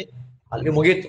ಕಂಸ ಅನ್ಕೊಂಡ, ಅಲ್ಲ ಬರೀ ರಾಕ್ಷಸರೇ ಮನುಷ್ಯರೇ ಸುಳ್ಳು ಹೇಳ್ತಾರೆ ಅಂತ ಅನ್ಕೊಂಡ್ರೆ ಈ ದೇವತೆಗಳು ಸುಳ್ಳು ಹೇಳೋರೇ ಆಗೋದ್ರಲ್ಲ. ದೇವತೆಗಳು ಮೋಸ ಮಾಡ್ತಾರೆ ಅಂತ ನಂಗೆ ಗೊತ್ತಿರ್ಲಿಲ್ಲ ಅಂತ ಅಂದುಕೊಂಡ. ಮನೆಗೆ ಬಂದ. ರಾತ್ರಿ ನಿದ್ದೆ ಇಲ್ಲ. ರಾತ್ರಿಯಲ್ಲೇ ಅರ್ಜೆಂಟಾಗಿ ಮೀಟಿಂಗ್ ಮಾಡ್ದ. ಎಲ್ಲಾ ದೈತ್ಯರು ಬಂದವ್ರಿಗೆ ಹೇಳ್ತಾನೆ, ನೋಡಿ ಹೀಗಿನ್ನು ಆ ದುರ್ಗೆ ನನ್ನ ಕಣ್ಣಿಗೆ ಬಂದು ನೋಡಿ, ದುರ್ಗಾದೇವಿ ದರ್ಶನ ಆಗಿದೆ, ಪವಿತ್ರನಾದೆ, ಧನ್ಯನಾದೆ, ಯಾವ ಭಾವನೆನೂ ಇಲ್ಲ. ನನ್ ಕೊಲ್ಲೋದು ಬೇರೆ ಕಡೆ ಹುಟ್ಟಿದ್ಯಂತೆ. ಆದ್ದರಿಂದ ಯಾವತ್ ಹುಟ್ಟಿದ್ಯೋ ಗೊತ್ತಿಲ್ಲ. ವರ್ಷದ ಒಳಗಿನ ಎಲ್ಲ ಮಕ್ಕಳನ್ನ ಅನಿರ್ದಶಾನ್ ನಿರ್ದಶಾಂಶ್ಚ. ಅನಿರ್ದಶಾನ್ ಅಂದ್ರೆ 10 ದಿವಸ ಅಂತ, ನಿರ್ದಶಾನ್ ಅಂದ್ರೆ 10 ದಿವಸದ ಮೇಲೆ, ದಶ ಅಂದ್ರೆ ಹಲ್ಲಿರ್ಲಿ, ಹಲ್ಲಿಲ್ದೇ ಇರ್ಲಿ, 10 ದಿನ ಆಗಿರ್ಲಿ, 10 ದಿನ ಆಗದೆ ಇರ್ಲಿ, ವರ್ಷದ ಒಳಗಿನ ಮಕ್ಕಳು ಸುತ್ತಮುತ್ತದಲ್ಲಿದೆಯಲ್ಲ ಮುಗಿಸ್ಬಿಡ್ಬೇಕು. ಈ ಟಾಸ್ಕ್ ನೀವ್ ಯಾರು ತಗೊಂತೀರ ಅಂತ ಹೇಳ್ತಾ ಇದ್ದ ಹಾಗೆ ಕಂಸನ ಸಾಕು ತಾಯಿ ದಾದಿ ಯಾರವಳು? ಪೂತನ. ಆ ಪೂತನೆ ಕಂಸನನ್ನ ಸಾಕಿದವಳು. ಅವಳು ಗಿಳಿಯ ರೂಪದಲ್ಲಿ ಹಾರ್ಕೊಂಡು ಹೋಗ್ತಾ ಇದ್ದಂತೆ, ಪಕ್ಷಿಯ ರೂಪದಲ್ಲಿ ಹಾರ್ಕೊಂಡು ಹೋಗುವ ಸಾಮರ್ಥ್ಯ ಅವಳಿಗೆ. ಮಾವ ಕಳುಹಿದ ಮಾಯಾ ಶಟವಿಯ ಕೊಂದನ.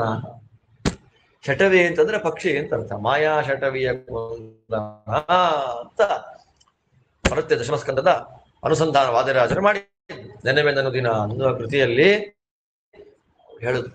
ಎಲ್ಲಿ ಹೋಗ್ತಾಳೆ ಅವಳು? ಅವಳಿಗೆ ಮಕ್ಕಳ ಮಾಂಸ ಕಂಡ್ರೆ ತುಂಬಾ ಇಷ್ಟ ಅಂತ ಇಲ್ಲಿ ಪರಿಚಯ ಮಾಡ್ಕೊಡ್ತಾರೆ. ನಮ್ಮಲ್ಲೇ ಒಬ್ರು ದೊಡ್ಡ ವಿದ್ವಾಂಸರಿದ್ರು, KS ನಾರಾಯಣಾಚಾರ್ಯ. ಅವ್ರ ಬಗ್ಗೆ ಯಾರಿಗೂ ಗೊತ್ತಿಲ್ಲ ಹೇಳಿ. ಅವರು ಒಂದು ಪುಸ್ತಕ, ಕೃಷ್ಣನ ಕೊನೆಯ ದಿನಗಳು ಅಂತ ಒಂದು ಪುಸ್ತಕ ಬರೆದಿದ್ದಾರೆ. ಅದನ್ನ ಕೊನೆಗೆ ಆ ವಾಕ್ಯ ನೋಡಿದ ಕೃಷ್ಣನಿಗೆ ಎಲ್ಲ ಹೋಗಿದ್ದಾರೆ ಯಾದವರೆಲ್ಲ, ಅವನೊಬ್ಬನೇ ನಿಂತ್ಕೊಂಡಿದ್ದಾನಂತೆ. ಆಲೋಚನೆ ಮಾಡ್ತಾನೆ, ಛೇ ಎಂಥ ತಪ್ಪು ಮಾಡಿಬಿಟ್ಟೆ ನಾನು. ಒಳ್ಳೆ ಹೆಣ್ಮಗಳು ಪೂತನೆ, ಅನ್ಯಾಯವಾಗಿ ನಾನು ಕೊಂದ್ಬಿಟ್ನಲ್ಲ ಅವಳನ್ನ. ನಾರಾಯಣಾಚಾರ್ಯರು ಎಲ್ಲ ಸರಿ, ಇದೊಂದು ವಿಷಯ ಕೆಡೋಗ್ಬಿಟ್ಟ. ವ್ಯಾಸರು ಭಾಗವತದಲ್ಲಿ ಸ್ಪಷ್ಟವಾಗಿ ಅವಳ ಬಗ್ಗೆ ಹೇಳ್ಬೇಕಾದ್ರೆ ಬರೀತಾರೆ, ಪೂತನ ಲೋಕ ಬಾಲಗ್ನಿ ರಾಕ್ಷಸಿ ರುಧಿರಾಶನ. ಅವಳು ರಾಕ್ಷಸಿ, ಅವಳು ಯಾರು ಅಂತ ಹೇಳ್ತೀನಿ. ಮತ್ತೆ ಅವಳು ಲೋಕಬಾಲಗ್ನಿ, ಮಕ್ಕಳ ಮಾಂಸವನ್ನೇ ತಿಂದು ಬದುಕೋದು, ಬಾಯಾರಿಕೆ ಆದ್ರೆ ರಕ್ತವನ್ನೇ ಕುಡಿಯೋದು. ರುಧಿರಾಶನ, ಅವಳ ಅನ್ನ ನೀರು ರಕ್ತ, ಮಕ್ಕಳ ಮಾಂಸ ಅವಳ ಆಹಾರ. ಅವಳನ್ನು ಕೊಂದಿದ್ದ ಕೃಷ್ಣ ಬೇಜಾರು ಮಾಡ್ಕೊಂಡ್ಬಿಡ್ತಾನೆ, ಏನೋ ಅರ್ಥ ಇಲ್ಲ. ತಪ್ಪು. ಹೊರಟ್ಲು. ಎಲ್ಲೆಲ್ಲಿಗೆ ಹೋದ್ಲು ಅಂದ್ರೆ ಪುರ, ದನ ಕಾಯೋ ಹಟ್ಟಿ, ಹೂ ಮಾರೋರ್ ಹಟ್ಟಿ, ಬಟ್ಟೆ ಒಗೆಯೋರ್ ಹಟ್ಟಿ, ಎಲ್ಲ ಹಟ್ಟಿಗಳಿಗೆ ಹೋಗ್ತಾಳೆ. ಇದ್ದ ಮಕ್ಕಳನ್ನ ತಿಂತಾಳೆ, ಕೊಲ್ತಾಳೆ. ಕೊಂದ ಹೆಣ ಸಿಗಬಾರ್ದು ಅಂತ ತಿಂದು ಬಿಡ್ತಾಳೆ. ಶಿಶೂನ್ ಚಚಾರ, ತಿಂದು ಮುಂದೆ ಹೋಗ್ತಾಳೆ. ಪುರಗಳಿಗೆ ಬಂದ್ಲು, ಗ್ರಾಮಗಳಿಗೆ ಬಂದ್ಲು, ರಜಗಳಿಗೆ ಬಂದ್ಲು. ಈ ಎಲ್ಲಾ ಕಡೆ ತಿರುಗಾಡ್ತಾ ತಿರುಗಾಡ್ತಾ ತಿರುಗಾಡ್ತಾ 7ನೇ ದಿನಕ್ಕೆ ಸರಿಯಾಗಿ ಇಲ್ಲಿ ಬಂದ್ಲು. ಆ 7 ದಿನ ಆಗೋದ್ರ ಒಳಗೆ ಮಾರನೇ ದಿವಸವೇ, ಅಂದ್ರೆ ಅವಳ ಸಾವು ಕೃಷ್ಣ ಹುಟ್ಟಿ ಸರಿಯಾಗಿ 7ನೇ ದಿನಕ್ಕಿತ್ತು. ಆ 7ನೆಯ ದಿನದ ಒಳಗು ಹುಟ್ಟಿದೆ. ಮಾರನೇ ದಿನ ಬೆಳಗ್ಗೆ ಯಶೋದೆಯ ಪಕ್ಕದಲ್ಲಿ ಮಗು ಇದೆ. ಎಲ್ಲ ನೋಡ್ತಾರೆ. ನೋಡಿದ ತಕ್ಷಣದಲ್ಲೇ ಅವರಿಗೆ ಏನ್ ಮಾಡ್ಬೇಕು ಅಂತ ಗೊತ್ತಾಗ್ಲಿಲ್ಲ. ಹಾಲು ಮೊಸರನ್ನೆಲ್ಲ ಮಾರ್ಬೇಕು ಅಂತ ಹೋಗ್ತಾ ಇದ್ರಲ್ಲ, ನಂದಗೋಪನ ಮನೆಯಲ್ಲಿ ನೀಲಿ ಬಣ್ಣದ ಮಗು ಹುಟ್ಟಿದೆ ಅದು ಅಂತ ಹೇಳಿ ಮೈ ಮೇಲೆ ಹಾಲು ಮೊಸರು ಬೆಣ್ಣೆ ತುಪ್ಪ ಹಾಕೊಂಡ್ಬಿಟ್ರು. ಅದನ್ನೇ ಇವತ್ತು ಲೀಲೋತ್ಸವ ಅಂತ ನಾವು ಮಾಡೋದು. ಅದನ್ನ ವಿಠ್ಠಲ ಪಿಂಡಿ ಅಂತ ಗ್ರಾಮ್ಯ ಭಾಷೆಯಲ್ಲಿ ಕರೀತಾರೆ. ಮಾರನೇ ಯಾಕೆ ಯಾಕೆ ಮಾಡಿದ್ವಿ ನರಸಿಂಹ ಜಯಂತಿ ಅಂದ್ರೆ ಮಧ್ಯಾಹ್ನ ನೈವೇದ್ಯ ಮಾಡಿ ತಿನ್ಬಿಡ್ತೀವಿ. ರಾಮನವಮಿ ಅಲ್ಲೇ ತಿನ್ಬಿಡೋದು. ಹಬ್ಬಬ್ಬ ಅಂದ್ರೆ ಮತ್ಸ್ಯ ಜಯಂತಿ, ಕೂರ್ಮ ಜಯಂತಿ ಎಲ್ಲ ಯಾರು ಮಾಡಲ್ಲ ಭಕ್ತರು. ನರಸಿಂಹ ಜಯಂತಿ, ರಾಮನವಮಿ ಅದನ್ನ ವಿಶೇಷವಾಗಿ ಮಾಡ್ತಾರೆ. ಬಟ್ ಕೃಷ್ಣ ಜಯಂತಿ ಆಗುವಾಗ ಅವ್ರು ಹುಟ್ಟಿದ್ ಯಾವಾಗ? ಮಧ್ಯರಾತ್ರಿ 12:30 ಆದ್ದರಿಂದ ಅವಾಗ ತಿನ್ನೋದೇನು?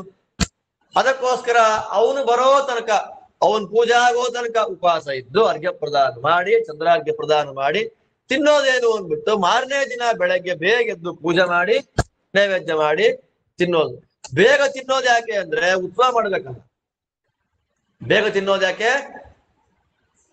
ಉತ್ಸವ ಮಾಡಕ್ಕೆ. ಮೊನ್ನೆ ದಿವಸ ಆ ಜನಸಾಗರ ನೋಡ್ಬಿಟ್ಟು ನನಗೆ ಶಾಕ್ ಆಗೋಯ್ತು. ನಾವು ಉಳ್ಕೊಂಡಿದ್ದು ವ್ಯಾಸರಾಯ ಮಠದಲ್ಲಿ. ವ್ಯಾಸರಾಯ ಮಠದಿಂದ ಕೃಷ್ಣದೇವರ ಮಠಕ್ಕೆ ಅಲ್ಲ ಇದು ಮಾಡ್ಬೇಕಾಗಿತ್ತು. SVBC ಚಾನಲ್ಗೆ ಇದಿತ್ತು, ನಂದು ಕಾಮೆಂಟ್ರಿ ಇತ್ತು. 3 ಗಂಟೆ ಹೊರಟಿದ್ದೀನಿ ವ್ಯಾಸರಾಯ ಮಠದಿಂದ ಕೃಷ್ಣ ಮಠಕ್ಕೆ ಹೋಗ್ಬೇಕಾದ್ರೆ 4:15 ಹೋದೆ ಅಲ್ಲಿಗೆ. 1 ಗಂಟೆ 1 ಅವರ್ ಆಯ್ತು. ಎಷ್ಟು ದೂರನೂ ಇಲ್ಲ, 2 ನಿಮಿಷ ಹೆಜ್ಜೆ ನಡ್ಕೊಂಡು ಹೋದ್ರೆ 1 ಅವರ್ ಆಯ್ತು. ಹತ್ರ 5 ಲಕ್ಷ ಜನ ಇದ್ರು. ಬಂದವರಿಗೆಲ್ಲ ಅಂದ್ರೆ ಕೃಷ್ಣ ಅಂತಂದ್ರೆ ಜನಗಳಿಗೆ ಎಷ್ಟು ಪ್ರೀತಿ ಅಂದ್ರೆ 6 ಲಕ್ಷ ಚಕ್ಲಿ, 5 ತರ ಉಂಡೆಗಳು. ಬಂದವರಿಗೆಲ್ಲ ಯಾವ ಭಾಗದಲ್ಲೇ ಬರ್ಲಿ ಬಂದವರಿಗೆಲ್ಲ ಊಟ ಆಯ್ತಾ ಅಂತ ಊಟ ಕಳಿಸ್ತಾ 5-6 ಕಡೆ ಊಟ ಮುಗಿಸ್ಕೊಂಡು ಕೈ ತೊಳ್ಕೊಂಡು ಬರ್ತಾ ಇದ್ದಾಗೆ ಉಂಡೆ ಚಕ್ಲಿ ಪ್ಯಾಕೆಟ್ ಮಾಡಿ ಎಷ್ಟು 5 ಲಕ್ಷ ಜನಗಳಿಗೆ ಲೆಕ್ಕ ಇಟ್ಕೊಂಡು ಕೊಟ್ಟಿರೋದು. ಒಬ್ಬೊಬ್ಬರ ಒಂದೊಂದು ಪ್ಯಾಕೆಟ್ ಅಲ್ಲಿ 2 ಚಕ್ಲಿ 5 ಉಂಡೆ. ಆ ತರ 5 ಲಕ್ಷ ಪ್ಯಾಕೆಟ್ಗಳನ್ನು ಮಾಡಿದ್ದಾರೆ ಅಂತಂದ್ರೆ ಎಷ್ಟು ಕೊಟ್ಟಿರ್ಬೇಡ. ಅಂದ್ರೆ ಕೃಷ್ಣ ಹುಟ್ಟುತ್ತಾನೆ, ಕೃಷ್ಣಾವತ. ಇದು ರಾಮನವಮಿಗೆ ಯಾರು ಮಾಡಲ್ಲ. ಇದನ್ನ ಬೆಳಗ್ಗೆ ಹೆಸರು ಬೇಳೆ ಪಾನಕ ಮಾಡಿ ಮುಗಿಸ್ಬಿಟ್ರೆ ಆಗೋಯ್ತು. ರಾಮನಿಗೆ ಉಂಡೆ ಮಾಡ್ತೀವಿ, ಚಕ್ಲಿ ಮಾಡ್ತೀವಿ ಅಂತ. ಅಂದ್ರೆ ಕೃಷ್ಣ ಅಂದ್ರೆ ಅಷ್ಟು ಸಂಭ್ರಮ. ಹಾಲು ಮೊಸರು ತುಪ್ಪ ಬೆಣ್ಣೆ ಭಾಗವತ ಉಲ್ಲೇಖ ಮಾಡುತ್ತೆ ಇಲ್ಲಿ. ಪರಸ್ಪರಂ ಆಸಿಂಚಂತಹ ಮೈ ಮೇಲೆ ಆ ಗಡಿಗೆಗಳನ್ನೇ ಹಾಕೊಂಡ್ಬಿಡ್ತಾ ಇದ್ರು ಅಂತ. ತಗೊಳ್ಳಿ ಹಾಲು ಹಾಕೊಳ್ಳಿ, ನಿಮ್ ಮೇಲೆ ಇವತ್ತು ಮೊಸರು ಹಾಕೋದು. ಗೋಪಾಲಕರು ಇವತ್ತು ನಾವು ಗೋಪಾಲಕರು ವೇಷ ಹಾಕೋಬೇಕು. ಇವತ್ತು ಏನಿಲ್ಲ, ಸಾಕ್ಷಾತ್ ಗೋಪಾಲಕರೇ ಹಾಲು ಮೊಸರು ತುಪ್ಪ ಬೆಣ್ಣೆ ಎಲ್ಲ ಹಾಕೊಂಡ್ರು. ಆ ಮಗು ನೀಲಿ ಬಣ್ಣದ ಮುದ್ದೆ, ಅದ್ ನೋಡಕ್ಕೆ ಆನಂದ. ಸರಿ ಬಂದಿದ್ದಾರೆ. ಇವನೇನ್ ಮಾಡಿದ, ನಂದಗೋಪ ಟ್ಯಾಕ್ಸ್ ಕಟ್ಬೇಕಲ್ಲ, ಟ್ಯಾಕ್ಸ್ ಕಟ್ಟಬೇಕು ಅಂತ ಮಥುರೆಗೆ ಬಂದಿದ್ದ.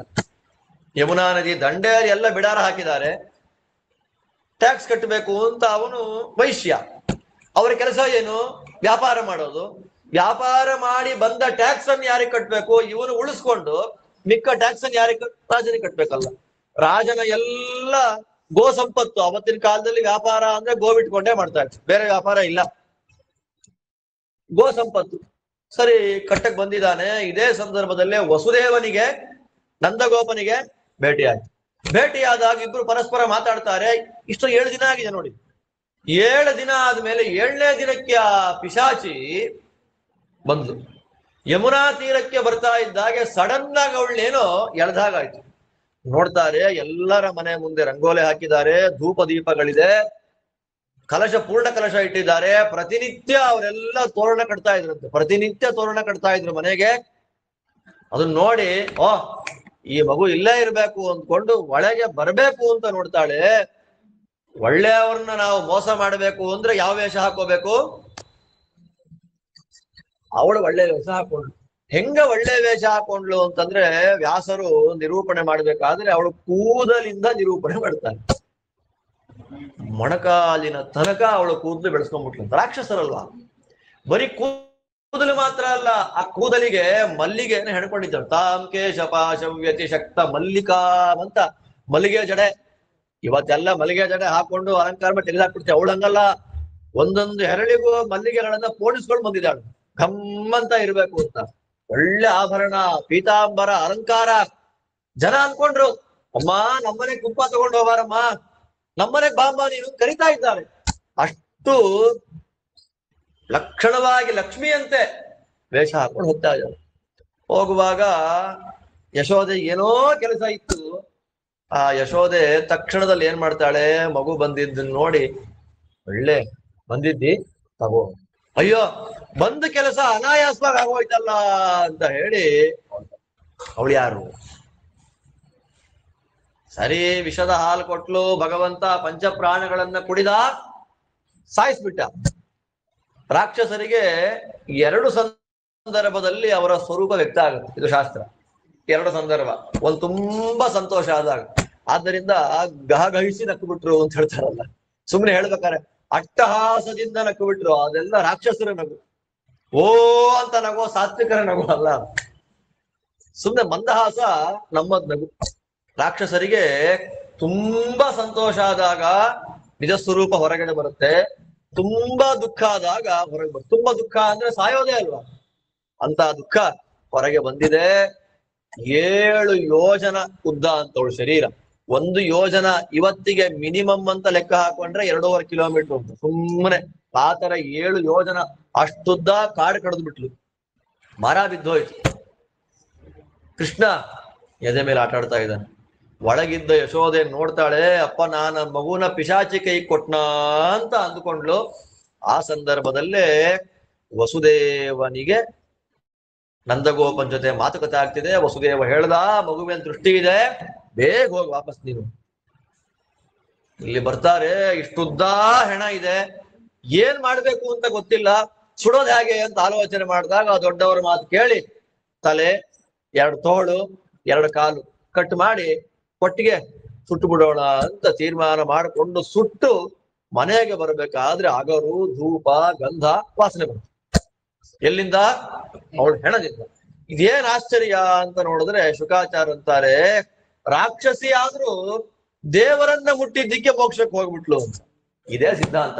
ಇಲ್ಲಿ ಕೃಷ್ಣ ಕಥೆಯನ್ನ ಕೇಳುವಾಗ ನೇರವಾಗಿ ಭಾಗವತ ನೋಡ್ಬಿಟ್ರೆ ಮೋಹ ಬಂದ್ಬಿಡುತ್ತೆ. ಆದ್ದರಿಂದ ನಾವು ಇಲ್ಲಿ ವಿಷಯಗಳು ಬರುತ್ತೆ.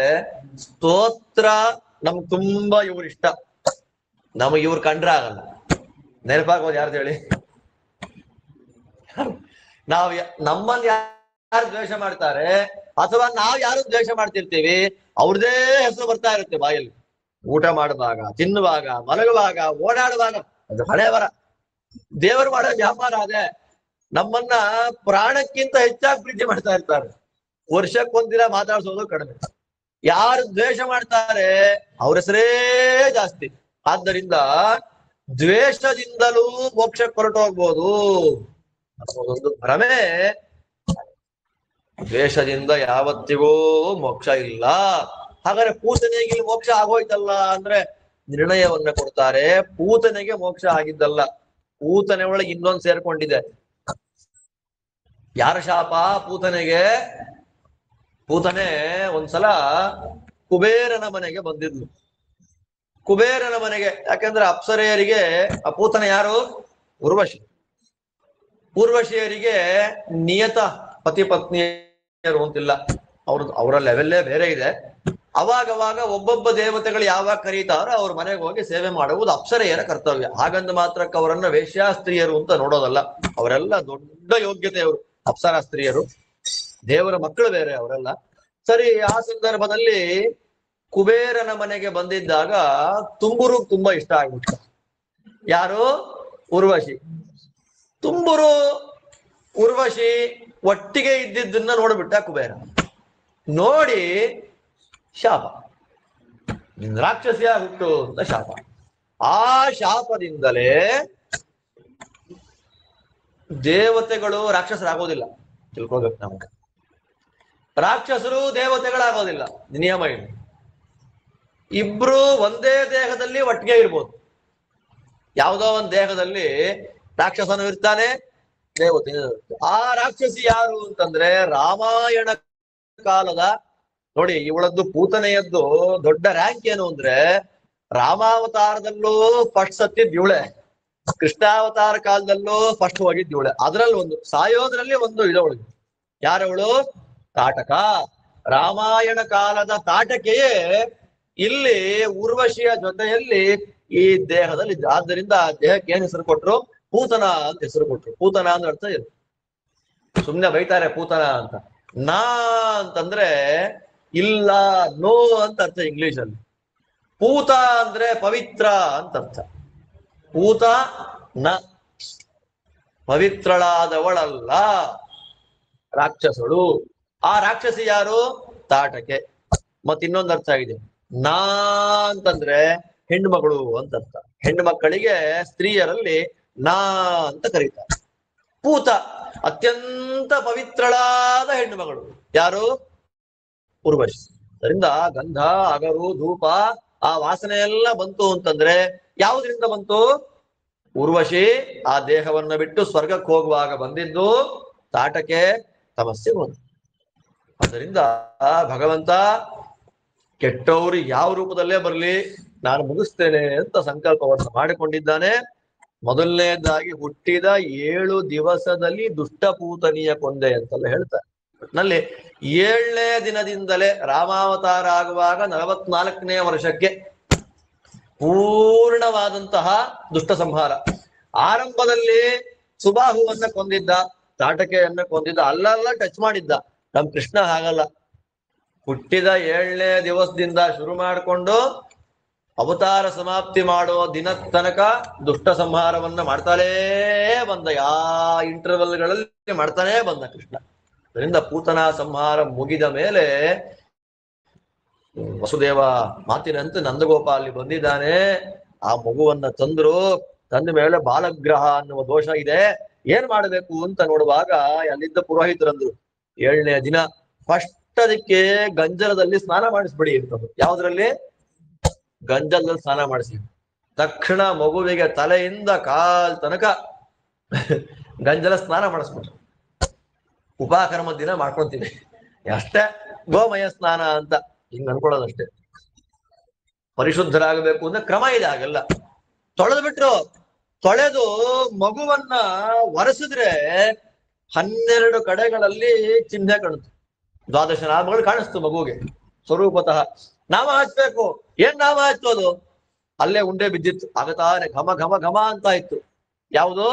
ಸಗಣಿ. ಸಗಣಿ ಯಾವ ತರ ಘಮ ಘಮ ಘಮ ಅನ್ನತ್ತೆ.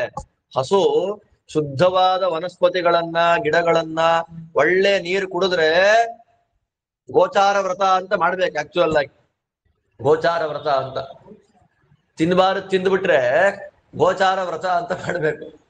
ತಿನ್ಬಾರದು ತಿನ್ನೋದು ಅಂದ್ರೆ ಏನು? ನಾವ್ ಯಾವ ತಿನ್ಬಾರದು ಅದನ್ನ ತಿಂದ್ರೆ. ಆ ಗೋಚಾರ ವ್ರತ ಅಂದ್ರೆ ಏನು? ಹಸು ಹಿಂದೆ ಹೋಗ್ಬೇಕು.